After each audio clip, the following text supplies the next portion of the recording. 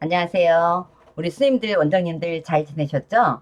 네, 2023년도 지금 7월입니다. 네, 우리가 1월 시작한 지 얼마 안 된 것 같은데 참 빨리 지나간 것 같습니다. 우리 어린이집을 운영하고 관리하기 위해서는 우리 어린이집에서는 보육사업 안내 책자를 보고 그 보육사업 안내 지침에 따라서 운영하고 관리해야 됩니다. 해마다 1월 달에 이렇게 보육사업 안내 책자를 모든 어린이집에 배포를 하게 되잖아요. 그래서 우리 원장님들이 1월 달부터 바로 이 보육사업 안내 책자에 따라서 지침에 따라서 우리가 운영이 되었을 겁니다. 그런데 이 보육사업 안내가 7월 1일자, 네, 7월 1일자 이번 달부터 이렇게 일부 개정이 되었습니다. 그래서 일부 개정된 내용에 대해서 우리가 알려드리려고 합니다. 우리 원장님들은 꼭 알아야 되겠고, 우리 선생님들도 예, 어린이집을 운영하는 또 학급을 운영하는 그런 선생님들 입장에서는 우리 어떤 부분들이 수정이 되었는지, 개정이 되었는지 알아야 될 것 같아요. 그래서 요약을 해보면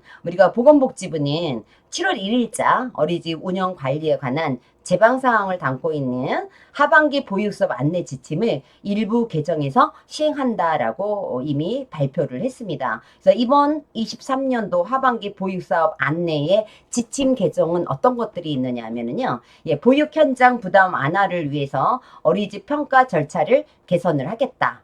또 질병으로 인해서 우리가 출석 인정, 증빙 서류 인정 범위를 좀 더 확대하겠다.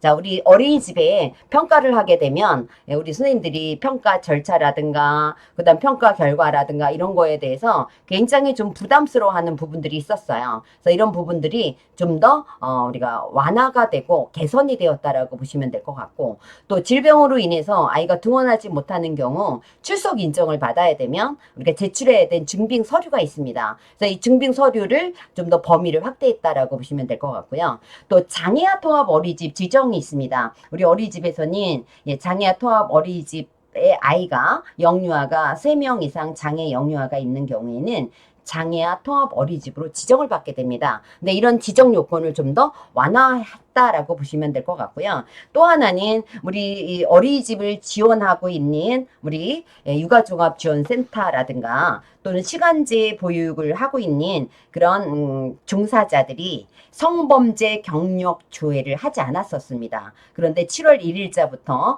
우리 아동 청소년의 성보 관한 법률에 따라서 우리가 육아종합지원센터라든가 시간제 보육 서비스 지정기관에 근무하고 있는 모든 사람들은 성범죄 경력 조회를 해야 된다라고 이렇게 개정이 되었다라고 보시면 됩니다. 그래서 자세하게 어떤 부분들이 개정이 되었는지를 우리가 보도록 하겠습니다.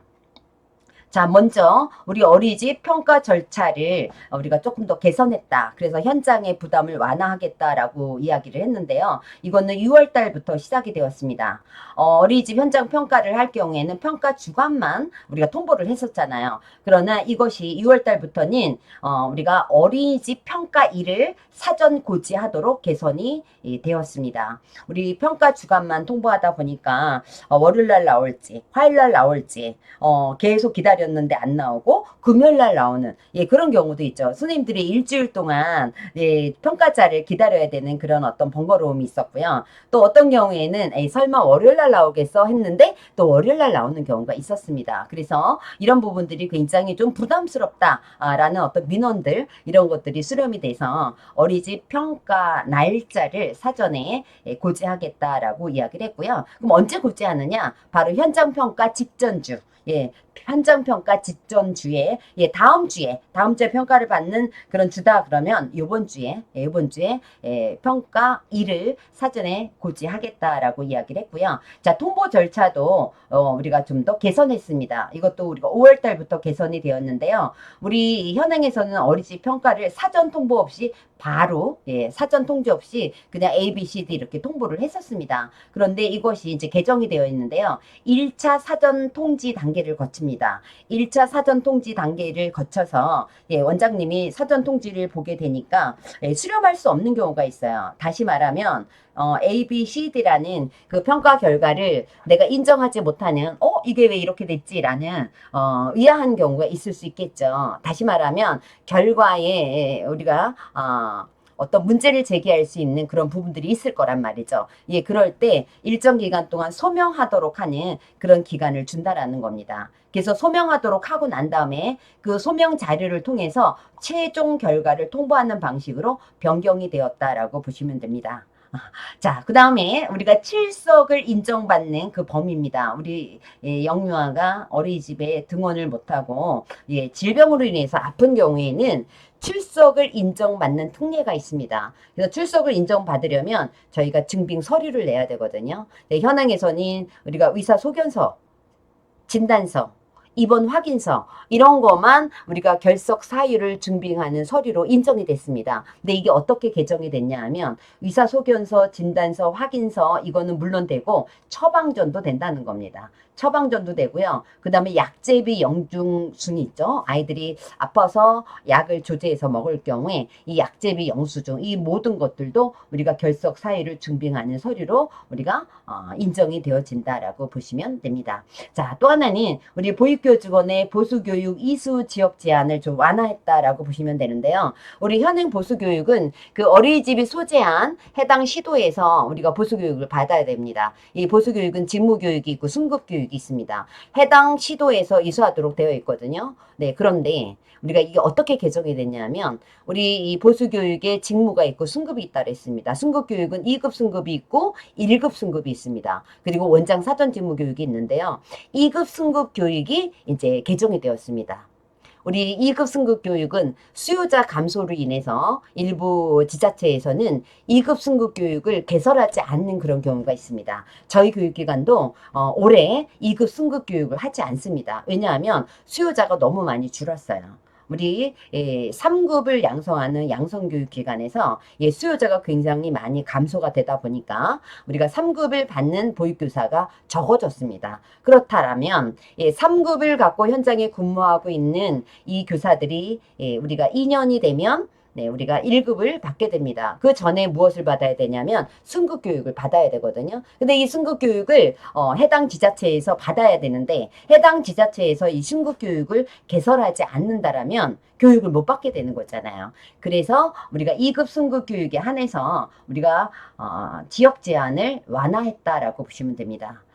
여기서 우리 지금 3급 보육교사 선생님들 중에서 현장에 근무하고 있는 선생님들, 올해 2급 승급 교육을 받아야 되는 선생님들은 반드시 보수교육 기관과 지역과 그 다음에 날짜 꼭 확인해 주셔야 됩니다. 왜냐하면 네, 경기도에서 근무한다. 수원에서 근무한다. 그럼 수원의 지역에서 있는 그 보수교육 기관에서 이 보수교육을 받아야 되는데 미개설이 되는 경우가 있습니다. 그렇다면 인근 지역에 가서 우리가 보수교육을 받아야 됩니다. 승급교육을 받아야 됩니다. 그래서 우리 선생님들이 2급 승급교육을 받아야 되는 대상자들은 꼭 다시 한번 확인을 하시고 승급교육을 하고 있는 기관에 가서 우리가 교육을 받을 수 있도록 지역 제한을 완화했다라고 보시면 될 것 같아요. 우리 보육 통합정보 시스템에 가서 언제쯤 2급 승급 교육을 받을지 꼭 확인하시고 그 다음에 교육기관이 어디가 있는지 꼭 하시고 그리고 신청하시면 될 것 같습니다. 장애아 통합 어린이집 기준을 좀 완화했다라고 이야기를 했습니다. 우리 어린이집에 장애 영유아가 3명 이상 있을 경우에는 장애 통합 어린이집으로 지정이 되었습니다. 그러나 이거를 좀 더 완화했다라고 했는데 이거는 장애 통합 어린이집 지정 전에 장애 영유아 3명을 모집하기에는 굉장히 어렵습니다. 그래서 장애 영유아 3명이 있을 경우에만 장애아 통합 어린이집으로 지정이 되었는데 이게 바뀐 거는 미취학 장애 영유아가 없더라도 장애아 통합 어린이집으로 지정할 수 있다. 그리고 지정받은 후에 1년 이내에 장애아 통합반을 운영해야 된다라고 우리가 보시면 됩니다. 자, 시간제 보육실을 면적을 좀 더 완화했습니다. 이 부분은 어떤 내용이냐면요. 우리 가정에서 양육을 하고 있는 아이들까요. 어린이집에 보내지 않고 가정 양육을 하고 있는 부모들이 개인적인 일로 아이를 돌볼 수 없을 때 시간제 보육을 원하는 부모들이 있습니다. 그래서 시간제 보육을 원하면 시간제 보육을 하고 있는 어린이집에 이 아이를 보내야 되거든요. 있거든요. 예, 시간제 보육을 하는 어린이집으로 지정이 돼야 됩니다. 근데 시간제 보육을 하기 위해서는 이 필요한 면적이 13.2제곱미터 이상이 우리가 확보가 되어야 됩니다. 근데 이 이상의 보육실 면적이 있다 보니 우리 가정어린이집 같은 경우에는 이 소규모 그리고 사실은 시설이라든가 면적이 넓지가 않습니다. 그러다 보니까 이 작은 어린이집 같은 경우에 이 소규모 어린이집에서는 시간제 보육을 참여하기가 굉장히 어렵습니다. 예, 그래서 우리가 10.6제곱미터 이상으로 이 면적 기준을 좀 더 완화시켰다라고 보시면 됩니다. 자, 다음은 우리가 육아종합지원센터에 대한 성범죄 경력 주의 및 조치 절차를 좀 추가했다라고 보시면 되는데요. 이 부분은 우리 보육교직원인 우리 성범죄 경력 조회를 해야 됩니다.